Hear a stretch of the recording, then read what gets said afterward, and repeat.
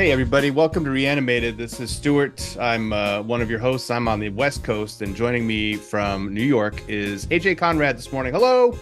Good morning. It's morning when we're recording. When you're listening to it, happy evening. Enjoy the witching hour, whatever time you're listening to this. We welcome you. Today, we're talking about Dampyr, a 2022 Italian horror film. And let's see if there's any news we can scrape up off the floor of the mausoleum here, HA. I feel like there's not a lot. It's a lot of people freaking out about how much they love handling the undead, which we talked about last week. Yes. And so I think we're definitely going to have to get into that one without question. Yeah, I think it's going to be disturbing in a whole new way that we're not ready for. Oh, well, I will say because I'm trying not to completely spoil it for myself, so I did a very just kind of a skim of some of the highlights of the reviews, but every single one kind of starts out with incredibly disturbing and heartbreaking and all this other stuff, and I'm like, okay, They were so right. it's kind of what we thought it might be. So we're gonna have to figure that out. So pop a Valium and settle down to watch the film and try not to get too unhappy. Correct, correct. Okay. And otherwise, there's just not a whole lot else out there. I did see one headline from Variety, Shinagawa Hiroshi to direct Japan-US zombie mockumentary film called Among the Dead. Hmm. This he's going to be directing it. There's not a lot of information yet because Variety. They tend to get out ahead of stuff. But we can keep an eye on that as it develops. Um, any other news? What have you been up to? Anything exciting? Nothing too exciting. I mean, honestly, it's been a weird, like, kind of vibe because there's just been kind of like very like intense weather swings here. And that just makes like people behave in kind of insane ways, at least in New York City. So, so yeah, so that's been happening. But you know, it's winter, getting through it, getting through it.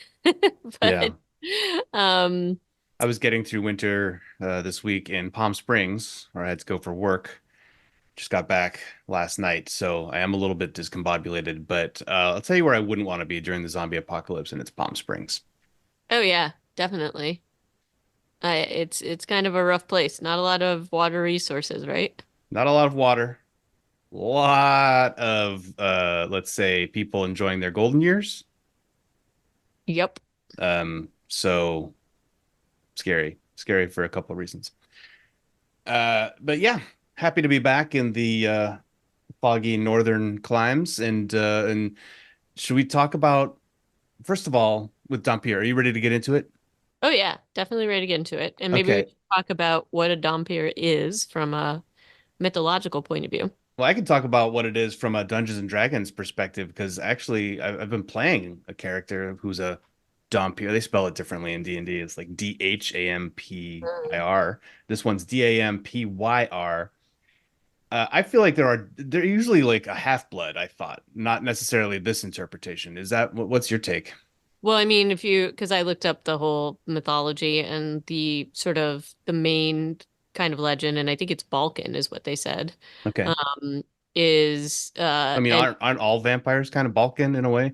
sort of, but there's Slavic, things, and there's many in every culture. There's like a vampire mythology, but this seems to be like this particular one seems to have originated in the Balkans. Hmm.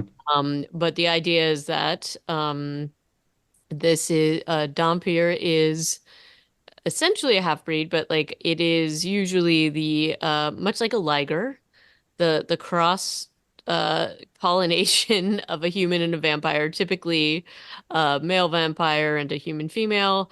There was a thing, and this is all from Wikipedia, folks, so look it up. Um, Very rare cases of a female vampire with a human male, which seems like that would be a hard thing to do given the nature of vampires, but Why would they put that note in there that this is rare when we're talking about mythological? because this is, in the mythologies, I suppose. And then Okay. apparently there's some sort of basis of this in that not basis, but like where it may have come from is women who were widowed saying that their husband had come back as a vampire, because this was sort of the most common thing, and impregnated them, and perhaps cover for infidelity or something else, but also apparently some really uh like Lothario Balkan men basically saying they were vampires in order to seduce women and not have to marry them. So lots of Wow. things to think about in terms of this particular mythology. But then obviously it's sort of spun off into some other things, including, I guess, D&D. So what happens in D&D? Like there's not a whole lot to it. It's a kind of a flavor lineage that you can pick.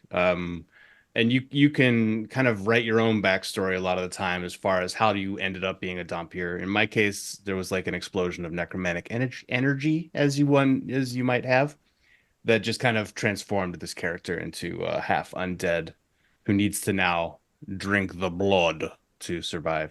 Other cases, it can be, yeah, you were raised to be a Dhampir by a vampire, but not necessarily like by your mom and dad, but like through a bite. There's like kind of limitless ways in the structure of the game because anything goes. That's what's so great about it.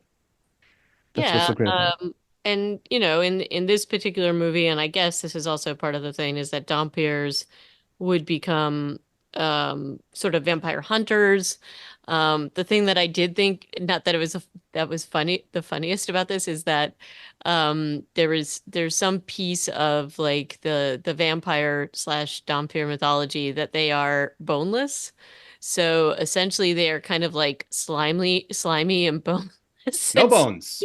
And I'm like, okay, how does that work? How do you even get around? That's a Um, they did not go down that they particular did not go down avenue. that path with apparently D&D, nor with this film. But this film does go down the sort of vampire path where the vampire has impregnated a woman and the Dhampir is, and it takes it is like the vampire hunter type thing going on. But it adds a couple of interesting, I don't know, maybe twists. I like there's a bit of this that we should chat about. Yeah. So that sort of sets the table. Pretty good cast in this. Very pleased to see um the governor from The Walking Dead, otherwise known as David Morrisey. Um and There's also a few other people in this that I've seen in other things. Yuri was like very briefly in Game of Thrones as young Ned Stark. That Um, must have been one of the flashbacks, I'm guessing. I don't even remember half of yeah, Game of it Thrones. was very, very brief. But Yuri is the sidekick of Harlan, our Dampyr in this case. Hmm. Um, and then the uh, what is his name? The military guy, Uh, uh, Ku something. Kuyak. Kuyak. So he is Stuart Martin, Scottish actor, yep, yep. which I did not. I haven't seen him before, but thought he did a decent Eastern European accent. There's the Swedish model who you could tell is a model because she Oh yeah, it's struts, and even when she's wearing like a super form covering outfit, she's totally on the runway, and you're like, yeah, that's a model walking there in her yeah, trench like coat. they have this whole thing with her walking in the dark, and I was like, oh yeah, she's totally walking down the runway without question, right? It was good. She had a very recognizable strut. Um, any other performances stand out to you? What about Harlan? Oh, well, Wait, he's in his Dark Materials in 2019. I don't know if you saw that. I haven't seen. I've seen like one season of that, and I don't remember his face necessarily, but it looks like he had different haircuts in the past. Oh yeah, he's Australian. Yep. Um so yeah, he's been in a lot of like indie and short films, so I don't think he's quite as he does not have the longer resume of like David Morrissey, obviously. And Stuart Martin, who's Koryak. How do you say it? Kuyak Kuyak. or Emil. Let's just call him Emil. All right. And then there is one more person that's in he's not in it for very long though. He has somewhat of a significant role and a little bit of a switcheroo role, or for me it was anyway. But Luke John Roberts or Luke Roberts, who's an English actor, but he was in Black Sails. I Yeah. don't know if you saw that. I'd seen all of Black Sails, but again, no recollection of this dude. I don't think he had a very significant, like a huge He role. wasn't he also had a very, very brief part, like seriously, in like I He's in think two scenes of, episode yeah. in Game of Thrones. Oh, okay. So, and he's been in a lot of different things, but like nothing, I mean, he's been in a lot of things like Band of Brothers and like really, but always as sort of like a very, very like small role. And then in a bunch of television shows and things like that. So, um, but anyway, um, all right. So, I did you find the budget for this film? I was unable. Well, Wikipedia listed at 15 million. I don't when they have us. What's their resource? It's an So Italian newspaper article. So I would say, that's a pretty significant budget. You can tell like that they definitely spent a lot of it or tried to spend a lot of it on effects. It's definitely it was sort of framed as a like a dramedy or a comedy or a horror comedy, whatever you want to call it. I definitely think it has those moments, and there are some like really campy, funny moments. I found it to be like there were some really good moments in it. I personally found it very slow to watch. I don't know how you felt with the pacing. I ended up watching it on a faster speed on Yeah, Netflix. I should have probably done that too. I was kind of falling asleep watching this a little bit. Not Yeah, it's not really fair. I'd had a really long day, but it was just mostly at the end where it's like this kind of quiet conclusion of the film. I yeah, definitely had to rewind a few times because I was like, "Oh, I've been asleep. I've been asleep for 30 seconds. right. I need to go back and watch that." So, yeah. When you watch it on like a faster speed and it doesn't feel like it's sped up, that says something. So and again, I thought that there were some really great things in this. I liked how they set certain things up. So, um, with all that in mind, and oh, I guess we should talk about who directed and wrote this, right? Yeah, so screen directed by Riccardo Camello or Cimello. I don't know how to pronounce Italian names. Mauro Boselli wrote the screenplay along with Giovanni Massi, Alberto Ostini, and Mauro Uzeo. Um, and this is apparently the first of the Bonelli cinematic universe, the first story they're going to tell. Yeah, What they that definitely means, set this up for a sequel. but I don't really know what the Bonelli cinematic universe is supposed to be. I mean, it might be. I think this is based on a comic. Does that It is track? based on a comic. And this came out. So it's interesting because I saw that this like supposedly came out in 2022 and then it was released on Netflix just this past fall. So I'm Yeah. not sure if it was released elsewhere Well, in before Italy, more than likely. Italy, maybe, yeah. Um, But it was and completely recorded and shot in English. Like they mhm, made there's even English graffiti like in yeah, the streets of Sarajevo or whatever that city's supposed to be. I will also I think the sort of very indeterminate in quotes Balkan setting for this I think is yeah. in the 90s. It's like, okay, is it Bosnia, Herzegovina? Is it sorry, where is this actually happening? And they They never get say more it's specific. well, just with the reviews and things that I've read, it's supposed to be the Balkan War of the 90s. So that's sort of the setting. Yeah, but But I it just wish they honestly would could say be, where. but it could be many places. I Yeah. don't know. But I would like even from the opening scene, it feels like it's much earlier than the 1990s. Well, the opening scene is like in the 1800s, right? Right. So it was much earlier than the 1990s. But No, but even in the 1990s, some of the clothes and everything that people are wearing do not feel like they are in the 1990s, even in no. Oh, and yeah, like Harlan and his little buddy both have haircuts right out of the 70s for sure, and they're right, driving like in a Trevi, a Trabant or a Lada or something, like a really, really old Soviet era right. sedan. I think they're trying to make it feel older.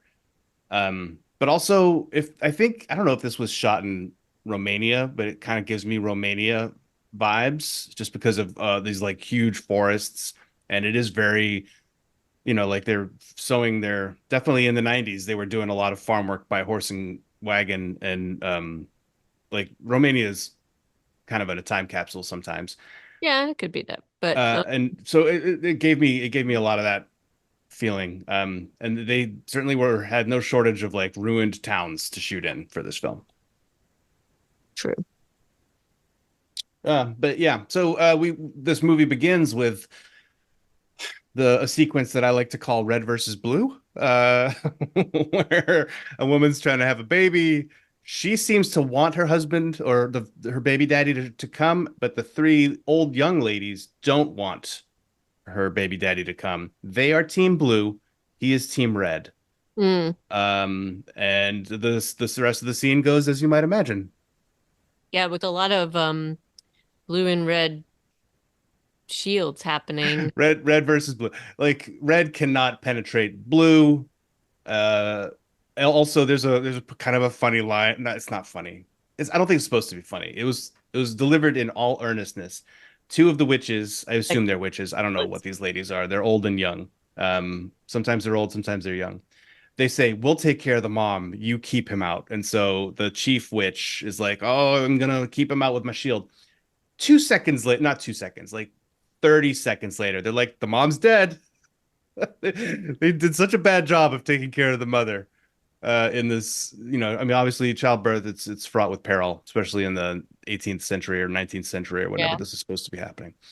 But she died ludicrously quickly after they were like, "Don't worry, we're gonna take care of the mother." Yep. And she just gone. She dies, but the baby's alive. This could be Harlan. I Mm, mean, we kind of are led to believe that this is Harlan. Harlan later, although that would make him. Was it 1850 when this was going on? I I, think so.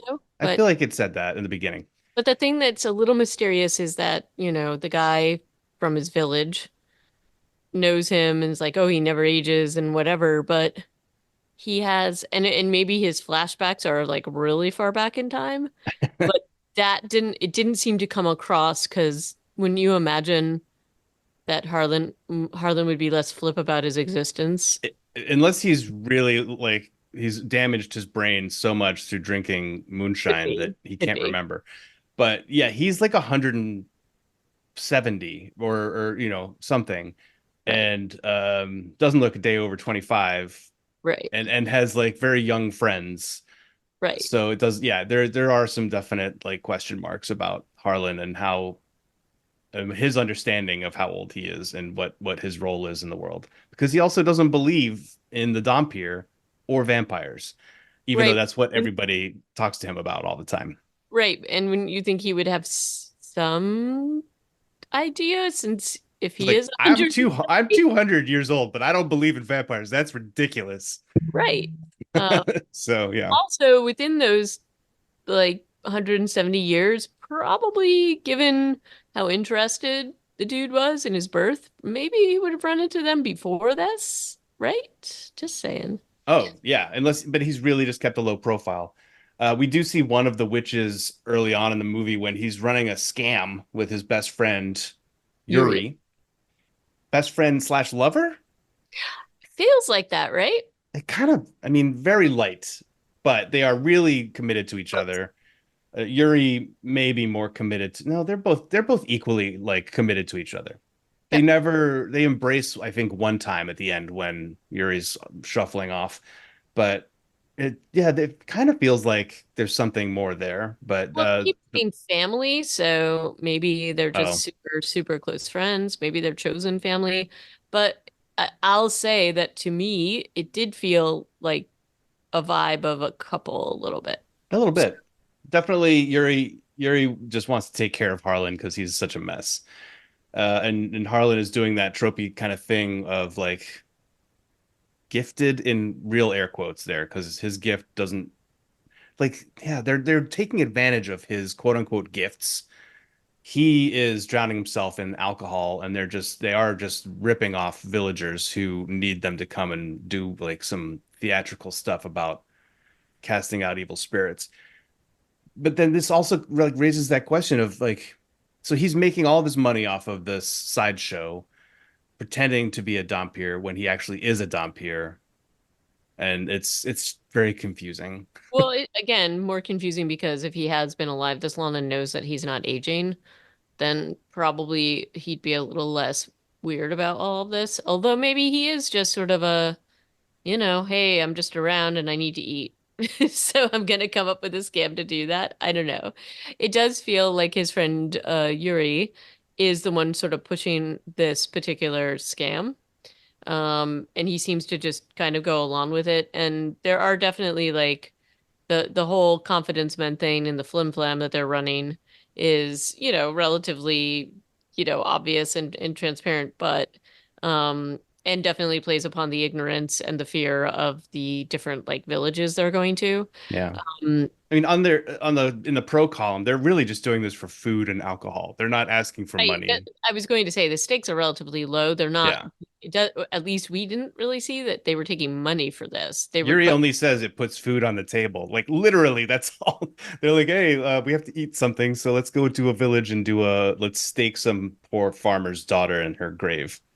right, but they also, it's not like they just take the food and run. They do seem to party quite a bit with the village people, and not of the song. But yeah, that seems to be their existence. It doesn't seem to be beyond that.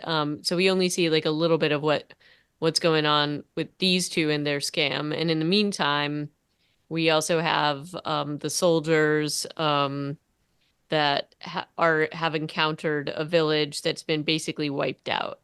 And unfortunately for Harlan, this guy that he grew up with or who saw him not age, um, after what happens in the village, decides that he's going to go fetch Harlan. Yeah, and that's Lazar, right? Yeah. Yep.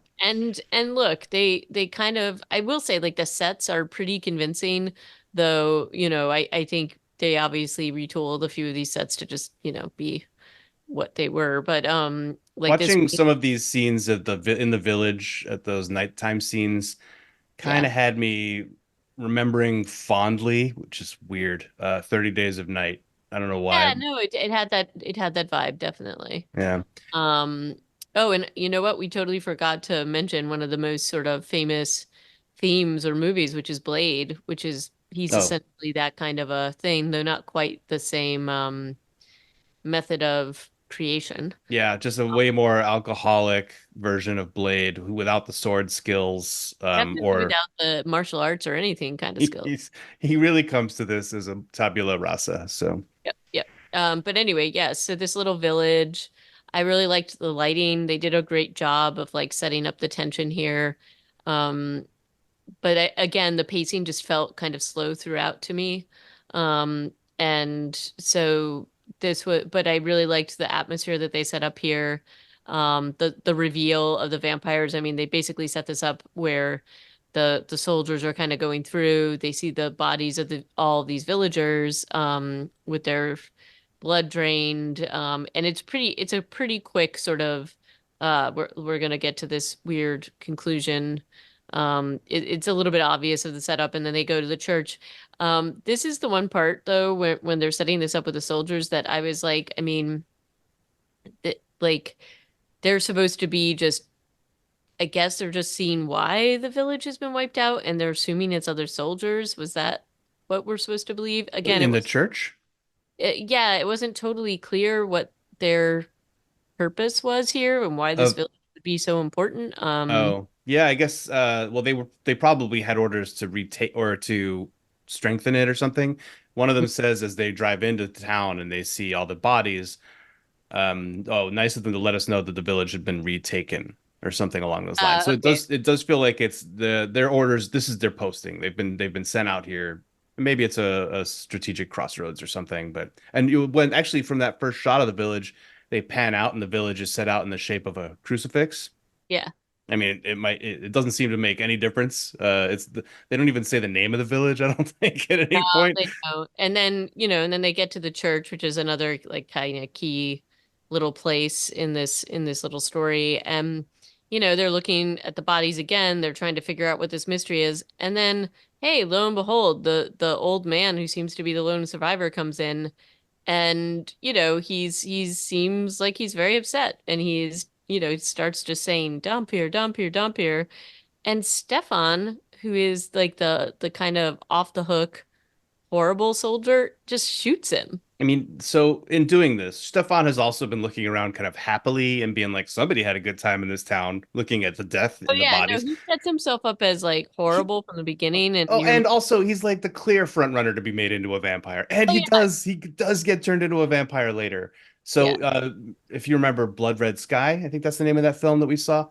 Uh, he's just like that one flight attendant guy. But so while it's super telegraphed and easy to predict that he's going to be turned into a vampire in this film, the it doesn't go the same way, which is nice. His arc is actually blissfully kind of short-lived in a way. Yeah, I was glad they didn't do more with this. I was worried about it, but they kept it pretty cut and dry with him and didn't draw it out too much. It was So, just I would like to see somebody maybe like flip this one on its head. Have the just play around with the tropes. You don't have to, this movie is kind of cut and dry tropey. And you don't have to do that. Sometimes tropes are like a security blanket. It makes you feel warm and fuzzy that you kind of know where this is going and it's fun. But I think you can and you should subvert those more often than not. and we should also mention Stefan is played by Yeah, you go ahead and pronounce this guy's name. I'm going to get this wrong, but I think it's Ionut Grama. And he is a Romanian actor, and he seems to be in like a ton of horror films. Yeah, there's a Uh, handful of Romanians on this cast, which is why, again, I also think that this was probably shot in maybe it was shot in Romania. but he's definitely, he's in a ton of horror films. That seems to be mainly what he's been in, but in some TV and some other things. But yeah, but I think he plays as well. Like he makes you hate him pretty quickly. So Oh that's yeah, yeah. um and so anyway, we have this group of soldiers. They got a mystery. They got to figure out what's going on. And the entrance of the vampires is again pretty obvious. Two men on guard. They get taken out. The entrance of the main When um they get taken out by Blondie, by Frida yeah. Gustafsson, we don't know her name yet. We can get to that later if you want, or we can have a chuckle No, about we it can now. reveal it now, which I think her name is Tesla, which I think is very funny. Tesla Dubček. She never says her last name, but it's whatever reason. It's in the credits because she is a significant character. Yeah, she But is. Tesla comes out all bent over and is like, "Help! I need help!" And the two guards are, being well. One of them is just like, "Come here, sit on my lap, sweetie," or whatever. And you're like, "He's dead." That's. Yeah. But she starts walking toward them all hunched over and bent, and as soon as she gets a little closer and you see her face and she starts to smile, then Yeah. suddenly she's strutting toward them again, Okay. like she's in Milan, and you're like, if I was these guys, what I forget what their names were, but it was like Jack or something. Maybe run away. Maybe don't think that she still needs help because she changes everything about her. I mean, it's too late. She's gonna kill them, but Her little fake here is not very long lived, and no. she starts strutting relatively quickly. So yeah, I think that the idea that this is a ruse should probably have occurred to them. It was like Pascal and someone else, I think. But and that's when, the soldiers, after they see what's happened, they hear the gunshots, they don't know what to do because this is like something they never encountered before, and that's when they have the great idea to go after to get the Dampyr. And that's, and we see like when we see Uri and Harlan doing their like little scam, well, it's like, well, what help is this going to be? And so I do think that they build this nice little like low expectation of what Harlan can actually do. Yeah, that's true. So that gives him way more arc because he starts off literally kind of useless. He's good at theatrics. Like The that's only his thing skill that set. can give the audience kind of a hint that there may be more to him is that he keeps having these weird nightmares about, his dad telling him to come to him. But, that might just be the normal course of any man's life. I don't Yeah, know. I have those dreams constantly. You'd be amazed. Um, what's funny here though also is so some of the soldiers survived this first night of the vampire attack. I don't really remember how they survive. It feels like they Oh, should have all been killed the first they night. probably should have all been killed, and they didn't really show how they survived, so that was kind of strange. But Yeah, the second, so during the day, now Lazar, the long blonde hair guy, is Mhm. kind of freaking out, and he was kind of in cahoots, not in cahoots, but he was agreeing with the old man. We need to, like, this seems like a bad place. We do need to get the dump here, and so he starts yelling and talking to Emil and being like, "We need to get the dump here right away." Very panicked, and so Emil is like, "Fine, go get the dump here. It's dawn." But Lazar is able to just drive out into, quote, the Balkans and find yeah, Harlan randomly in this random village. How would he even know where he is? same day and bring him back. Um, the Balkans is like 10 countries.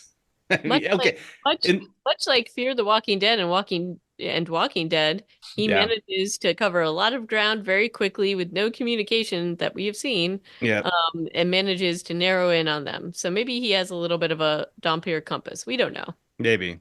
Maybe he does. Either way, so Lazar collects Harlan and Yuri. It's quite abrupt and rude. And they take them at gunpoint and drive them back to the village to meet Emil, where I mean, you say this is a dark comedy. I don't feel like it was written specific like on purpose to be one, but there are funny scenes. And I some of it comes down to the performance by Stuart Martin and Wade Briggs in this scene where they talk about you're a Dampyr and we've got a vampire problem and you're gonna solve it. Yeah, I mean, I think it is a little bit of a dark comedy. I mean, at least it's like they are definitely playing up like the campiness. So I definitely think that that's a piece of this. This isn't like heavy and dramatic. I do think it's meant to be a little bit overly dramatic and somewhat silly, um, but fun. And I think they get there in some scenes. But again, I feel like the pacing made it feel less funny to me. So I think if Mhm. they had sped it up a little bit, that would have actually gone a long way to making this, like, for me anyway, a little bit more successful and landing better. But yeah, the I feel like the actors were having fun though, and there were some really great interactions between these two characters. Well, Stuart Martin has decided that Emil's a real close talker. So Hmm. anytime he's having a serious conversation with someone, he might also accidentally make out with them, it feels like. Oh, This it's is so close, but I feel like it's a deliberate choice, no? definitely because it happens. He does this with almost everybody he talks to. Like he did this with Lazar earlier. He's doing it very close with Harlan, like two chairs right. I think they're both Rikering on their chairs. They're both sitting on them backwards or something. Their faces are, millimeters apart. Yeah. Um, and this is where Harlan's telling him he's a dumbass because there's no such thing as vampires, and we're all scratching our heads by the end of the movie, remembering back to this line about how you know how do you think this 200-year-old Harlan Draka? Your last name is Draka? I know, right? It is in the credits anyway.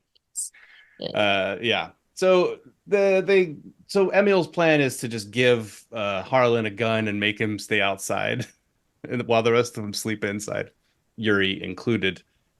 And Harlan finds some alcohol and then wanders around. I think he goes to the church, and there he meets Tesla, who is doing the same act she did the night before. Help me. I need help. But also, she has pretty good instincts because she can sniff the Dampyr on him before she attacks him. But she's got to get pretty close to do it.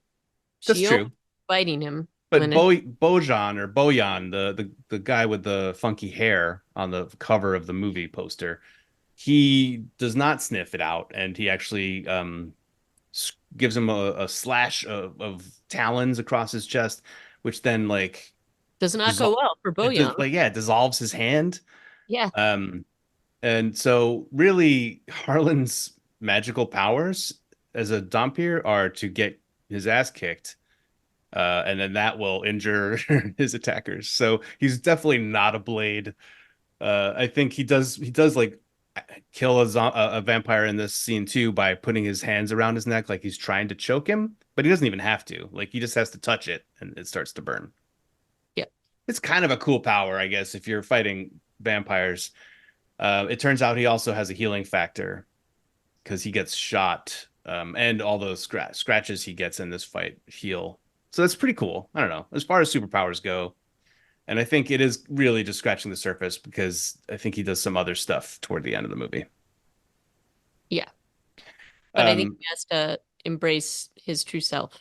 and this is also the scene where David Morrisey's character gets introduced because he is suddenly looking through Tesla's eyes. Hmm. And can we talk a little bit about his character design? Yeah. Yeah, hit me, HA. I know you've probably got feelings about it. Well, I would say that given the budget of the movie, they probably could have had a better wig for him. It Uh, feels like it must have been the character.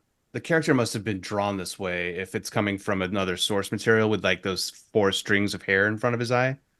and that's fine, and I think there's ways to do it, but the wig, it was very, very clear that it was a wig, and so part of me thought that this was a deliberate choice to make, like from a camp point of view, but he looks very like his design overall strikes me as some kind of weird like amalgamation of some like I don't know, like heavy metal dramatic like Kiss, Motley Crue, something just Hmm.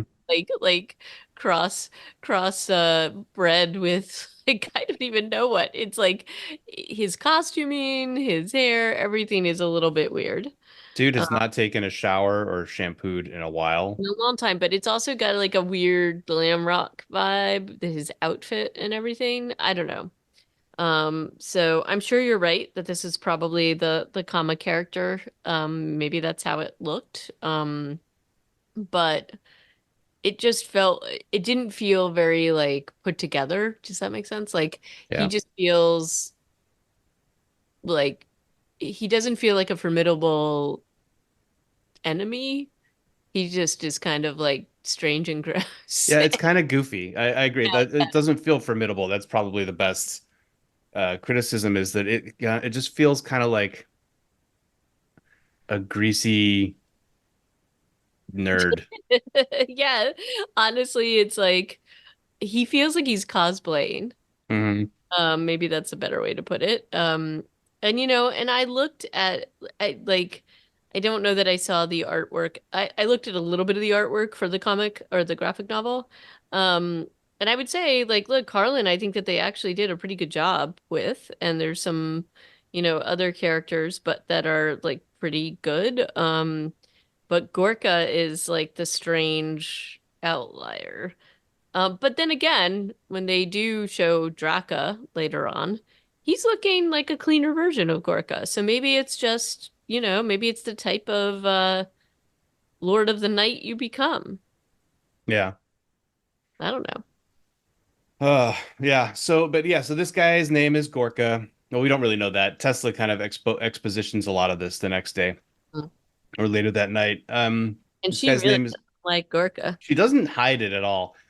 And this was another sort of plot thing that I was very much questioning because he can hear things that are being said around her. He can see through her eyes, but Right. she constantly is like, I hate Gorka. I want to kill Gorka. Gorka enslaved me. If I kill him, I'll be free. Like, not like just a litany of anti-Gorka stuff coming out of her mouth. And maybe because it still serves his purpose of bringing Harlan to him to so that he can kill the Dampyr, which is his whole goal. He's like, yeah, you know what? I'll let her just kind of run her mouth, and it's she's persuading them that she should be kept alive, and that way I can still tell what's going on. So there is like an argument for why she should be allowed to do this, and why it's actually smart of her to do this if she's still an agent of Gorka the whole time. Right. But it seems like she's just telling the truth. Also, she's just like, I Well, really do hate Gorka. and also maybe he doesn't care because he still has complete control over her. So he doesn't really think of her as a major player. She's just the tool that will get him Harlan in the Yeah. dump. So I think, I agree. And I was like, I'm not sure about this. But then he just doesn't really care that much about that character other than to have her lead them to him. So, And again, like she doesn't really she is doesn't seem to be all that formidable. And he makes some comment about biting the hand that feeds you at some point, but again, he does his main goal is just to get to Harlan. So, you know. Yeah. All right. Well, so that was kind of my one nitpick about her. But that's also how she maintains her unlife is by saying, "Oh, you know what? I'll help you get the Night Lord.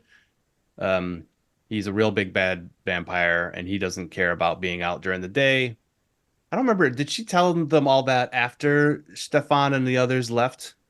She told them like just before, and then suddenly it cut to them in the forest Yeah. just after that. And then suddenly we see all the things that the Night Lord can do. He can And do a lot of things, it turns out. I was yeah, a little surprised that all the soldiers left. I mean, not really, but Lazar and the other guy with the mustache who was quite recognized, who went with Lazar to get Harlan. Some of the like, more recognizable soldiers, the ones who weren't just wearing red berets. right. I thought that there would be more with them somehow. Yeah, like, I well, guess it was a little bit later, but I thought that there would be a little bit of a, you know, if you're going to stay with us and it's a real cause, it's bigger than this war. I thought that's the what the play they were going to make, but they didn't. yeah, They they kind of basically got rid of everybody except they cut it down to the core cast yep, right away, and quickly. and Harlan sends Yuri away, which is to me also an act of love Hmm. because he's like, look, I'm a target apparently for vampires, and so you need to get the hell out of here. But while I figure out my powers, thinking that he was sending him to safety, not calculating that Gorka the Night Lord could really just do whatever he wanted during daylight to this military convoy, which goes quickly and badly. Yep. And Like literally everybody gets killed or turned or captured. yep. I did think some of the visuals here of Michael David Morrisey just holding out his hand and making a grimace with a lot of effects going on around him was kind of silly. It was very silly. I mean, and again, I think it's meant to be silly. Honestly, every time his character comes out or is shown and he's so dramatic, it makes me laugh. So I think this had to be on purpose. I think it was. And then you've got the sort of next section of this whole thing. And this is like where the pacing just felt a little bit too slow. The movie as a whole was around, it was like an hour and 50, maybe, which Hmm. isn't too incredibly long, I guess. But it just felt like this could have all been kind of moved more quickly. And I mean, they do a few things here where it's that once Harlan and Tesla, um, and why do I keep forgetting this guy? Emil. Emil, I'll call him Emil. Um, they decide that they're gonna go and um get Gorka because through Tesla's visions they know that he has Yuri. Um, they're all locked in this church and she can get them out pretty quickly, but it's like they all sort of weapon up or go shopping or whatever, and Tesla has to get into this sunlight proof costume, which was pretty funny. It's a pretty cool costume. It's a great look. I It's like it it. and it is made amusing when she sachets Yeah. in it. But like it's like a balaclava with eye covers and a huge hooded trench coat. I thought it was pretty cool. Yeah. No, that was Um, I- good. And, yeah, they kind of like, give each other a hard time about it. he's like But anyway, your outfit suits you. right. That was I guess, Emil being a right. nice guy. And Emil like gets, a ton of weapons and things like that. I guess that this is my other nit, which we always talk about, but even like when we saw the soldiers battling the vampires before, just the spray of gunfire that doesn't ever seem to hit anything or have any effect. They really make it seem like the vampires are just almost like impossible to kill. But that shifts really quickly in this next piece of the movie, in that sort of last section Oh, of the this movie. tracks this tracks with vampire movies. First act, they're impossible to kill. Second Right? act, you figure out how to kill them. Third act, they go down like you mow them down, right? Well, I Uh, actually really liked the fact that Harlan is sort of inadvertently killing them, that he Yeah. doesn't even really know why. And Yeah. so I kind of like that aspect a lot. Well, But and also the idea of putting like he cuts himself and they just put all the bullets in his blood yeah, that's and that's actually a decent idea. It's probably not super novel, but it was cool enough and new enough to me that I thought that was neat.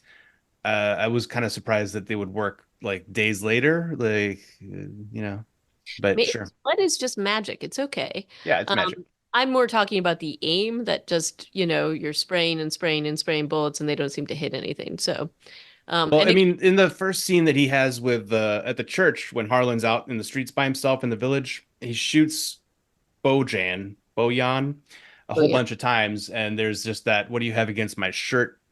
right. Comeback because you can see the bullets are hitting Bojan, and the puff of like it looks like a puff of dried blood is coming off of him.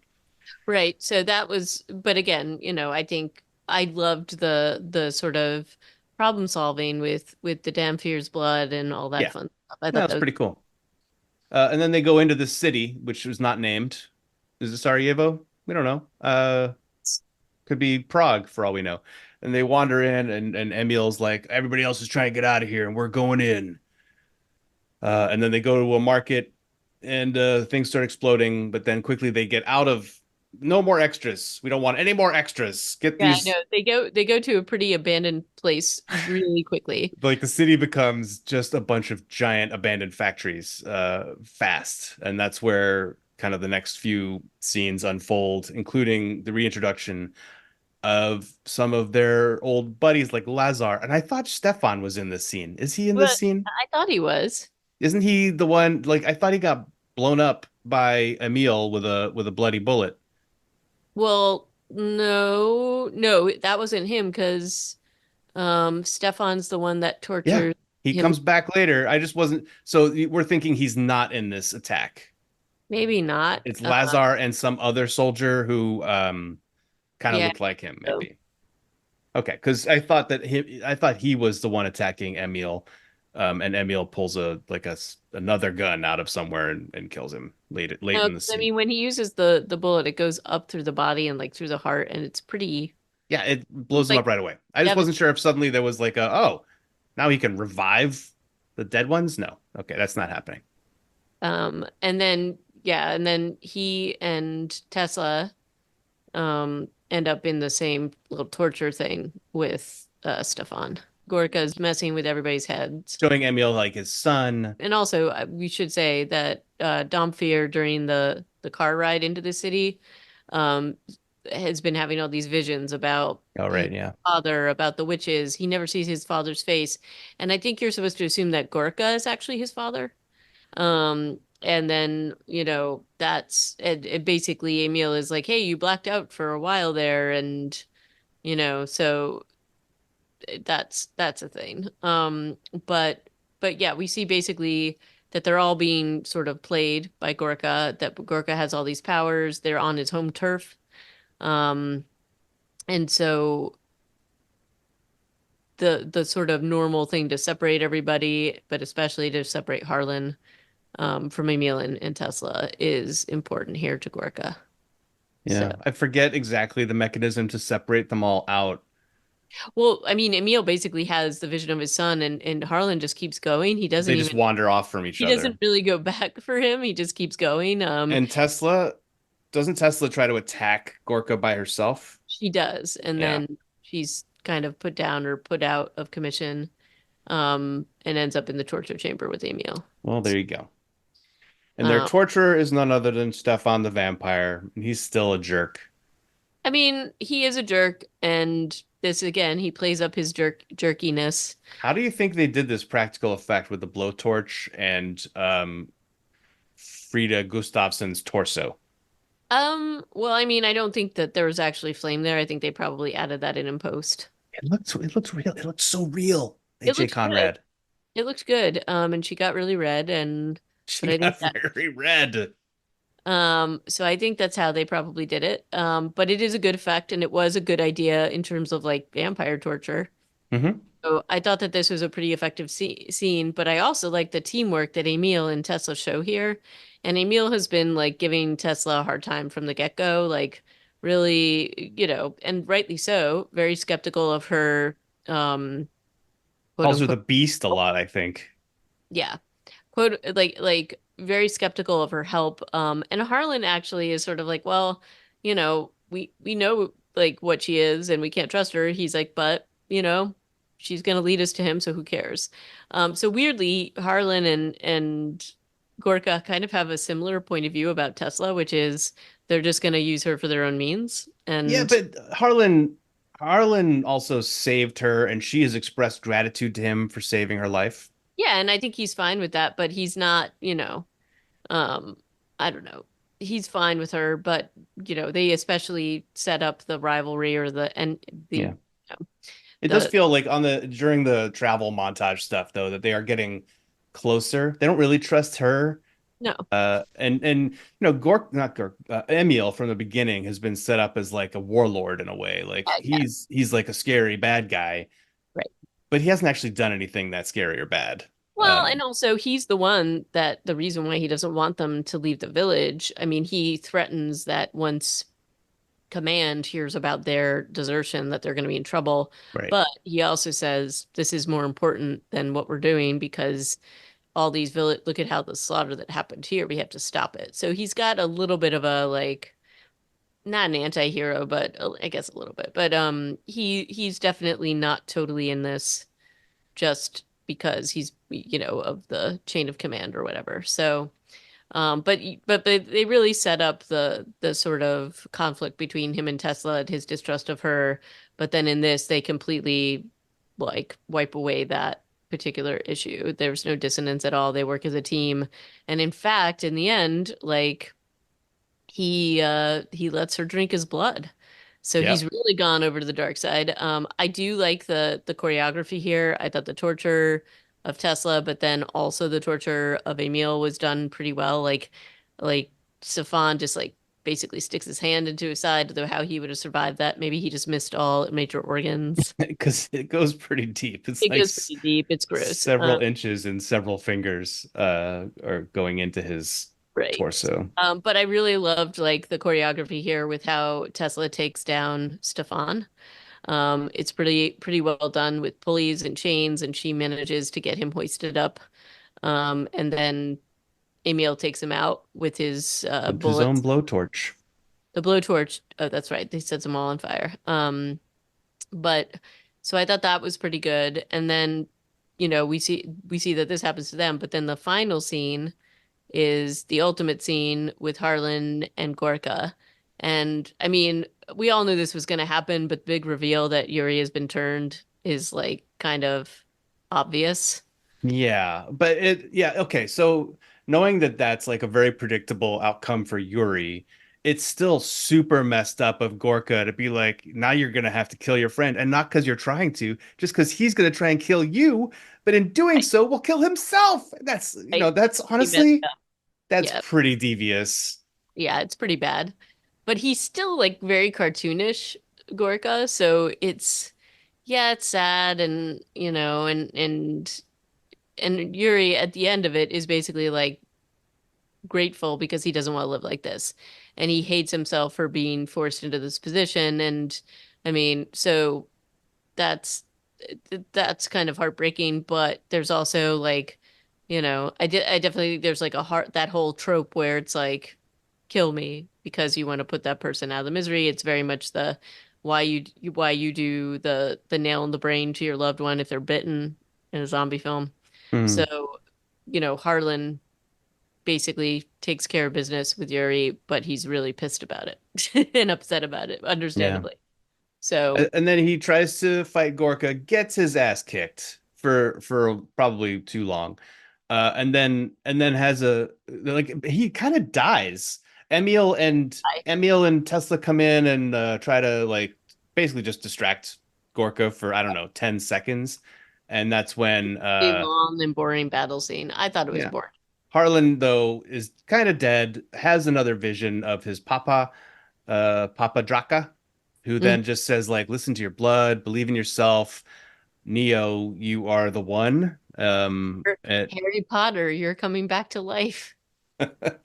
And Harlan believes, and his heart, there's some graphics with his heart doing things. And then It, he stands up, it's the blood of Draka coming through him and coming his on through. But the blood. thing is, Gorka's already said that he kicked Draka's ass Yeah, 500 years ago. So you're like, why is the blood of Draka watered down in the blood of Velma, who is Harlan's mom's name, by the way, yeah. Velma? Why is this going to be the Not thing that, of Scooby-Doo, no, well, we can maybe. maybe. Um, That would be great. the Bonelli cinematic universe has lots of tie-ins with the Mystery Machine. Either way, so suddenly he's more powerful. Gorka's like weird red and black ranged attacks no longer work, so he has to get in close and fight in melee with Harlan. And Harlan's just able to do his lay on hands thing, which kind of kills him, as I recall. Or yeah, he punches him once, and there's like a hole in his stomach. From David Morrisey. And so the fight ends. David Morrissey turns into a scary skeleton version of himself. That was a pretty good effect. And has like a crazy speech about seeing the glory of death that the Dampyr allowed him to do that. It's very Yeah, odd. he kind of foreshadowed that earlier when he was like, I don't know what death feels like. Said that to some idiot. I forget who he was killing at the time. I was like, oh, son, you can't say that in a movie. You're gonna definitely know what death feels like by later on. And Right. he does. And then after Gorka dies, they go and explore the castle a little bit. This is when I started to fall asleep, And for sure. this is like a little too, I don't know, just like a lot of. They're just really trying to set up that sequel. And this is the really I agree with you. This is just like, okay, move it along a little bit and we can figure this out really quickly. But anyway, they go through a whole thing where they find a secret passage down to a secret library with a book. Really There beautifully illustrated book. very like, and there's a very funny comment from Emil because Harlan said, "Oh, this used to belong to my dad. This used to be my dad's castle." And Emil was like, "Well, I guess you're definitely because it looks like you all are ugly or Yeah. something terrible Yeah. like that." Ugliness runs in your family or something. Um, Wow. Emil, dick move. and then there's like a really close shot of Harlan where it's like, basically, we shall continue this war or something like that. And then I thought it was over at this point, but no, no. Nope. Still not over. Still not over. Then it cuts to Draka in front of like Velma's grave with the weird three witches behind him and some cryptic sentence that the Dampyr has chosen. And the witches are like, but no, he may not have chosen to support you. And then Draka's like, but we shall see, and we shall continue my war. And it's just like incredibly funny. So, but that Yeah, is actually the end at that point. sort So, of. But yeah. until But the next. that's until the next movie, if they make another one. I kind of hope they do. It's been a while since we've had an Underworld series, even though that wasn't amazing at all times. It was still entertaining. This could be entertaining. I will say, I mean, I might just pick up the graphic novel to check it out. I'm But looking at all the covers on like a good. image search right now, and yeah, this looks like. I mean, I don't know if the inside is as good as the cover art, but Art wow, looks pretty good. But it's, it is a it, I think you'd have to get the obviously the English translation. Because most of what I'm seeing is not in English, so maybe there are different versions of it. But uh yeah. But anyway, I'd totally be game for for reading some of these. It's very the artwork is a little bit older school, but like there's some really good things in here. So I might check it out. Check yeah, out a couple issues. Um, definitely could be cool. it actually looks a tad Walking Dead the way they handled some of it. So anyway, going on from there. Going What on, shall we talk? Like I think I would watch the sequel to this. I just wish the pacing was a little faster.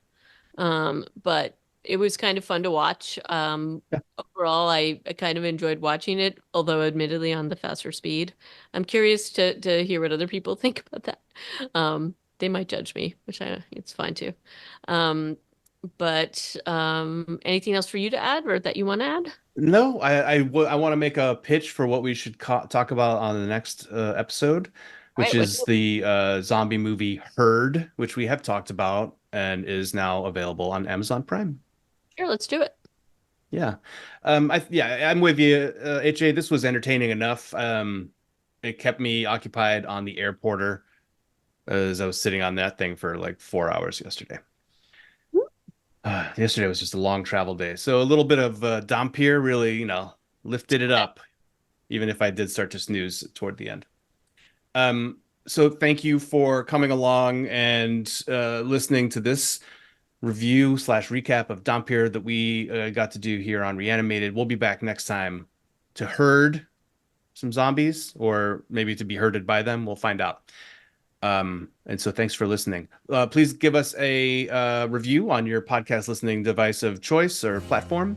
You can also email us at reanimatedpodcast@gmail.com. And you can see all of our episodes online at reanimated.podbean.com. Thank you very much. And thank you for listening. Until next time, ciao.